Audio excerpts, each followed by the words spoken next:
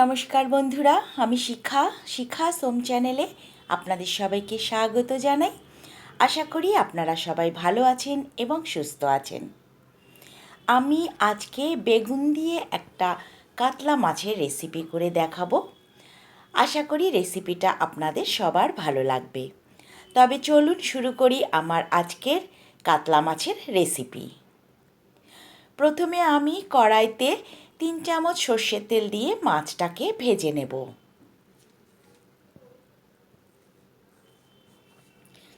মাছটা আমি নুন হলুদ দিয়ে মাখিয়ে রেখেছিলাম। মাছটাকে আমি ভালোভাবে ভেজে নিয়েছি। এবার ওই তেলের মধ্যেই আমি বেগুন দিয়ে দেবো। আমি 2টো বেগুন এরম করে কেটে নিয়েছি। তার মধ্যে একটু নুন আর একটু হলুদও দিয়ে দিলাম।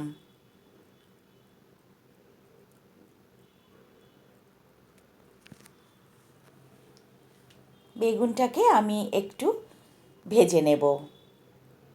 বেগুনটা আমার ভাজা হয়ে গেছে, এবার এটাকে আমি তুলে রাখব। এবার কড়াইতে আমি 2 চামচ সর্ষের তেল দিয়ে দিচ্ছি। একটা শুকনো লঙ্কা আর হাফ চামচ গোটা জিরে।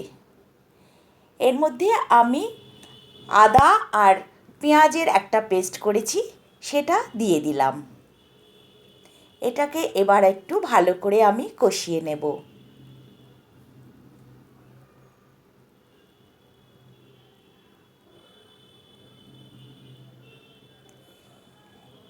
এবার আমি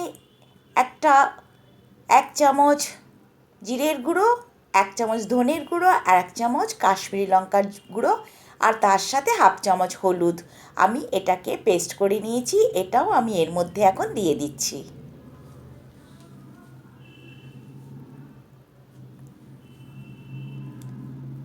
মশলাগুলোকে আমি ভালো করে একটু কষিয়ে নেব। একটু জলও দিয়ে দিলাম।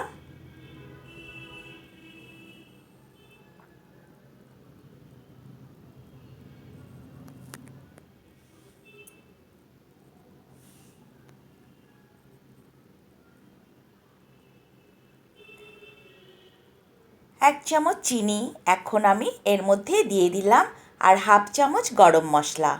মশলাটাকে ভালো করে এবার আমি কষিয়ে নিচ্ছি।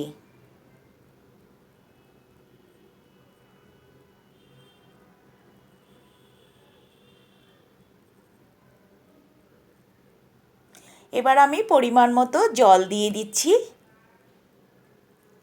আমি 1 চামচ ভিনিগার ওয়াটারও এর মধ্যে দিয়ে দিলাম আর 2টো কাঁচা লঙ্কা। স্বাদ মতো নুন 1 চামচ নুন দিলাম আর হলুদ হাফ চামচ।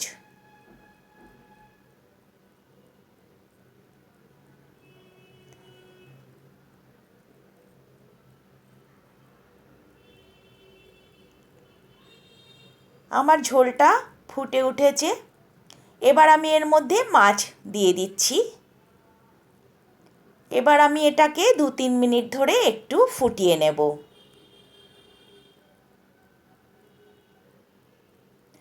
2-3 মিনিট বাদে আমি ভাজা বেগুনগুলো এর মধ্যে দিয়ে দিলাম।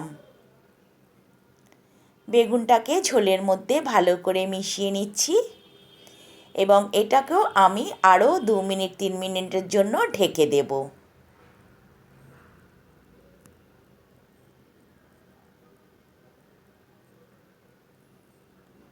আমি পুরো রেসিপিটাই মিডিয়াম ফ্লেমে তৈরি করছি। আমি 3 মিনিট বাদে ফিরে এলাম। আমার ঝোল একদম রেডি।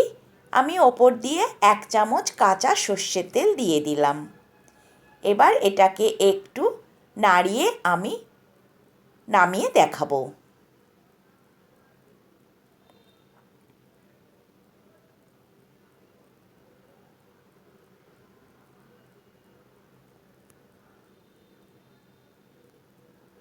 আমার বেগুন দিয়ে কাতলা মাছের ঝোল একদম রেডি সার্ভ করার জন্য।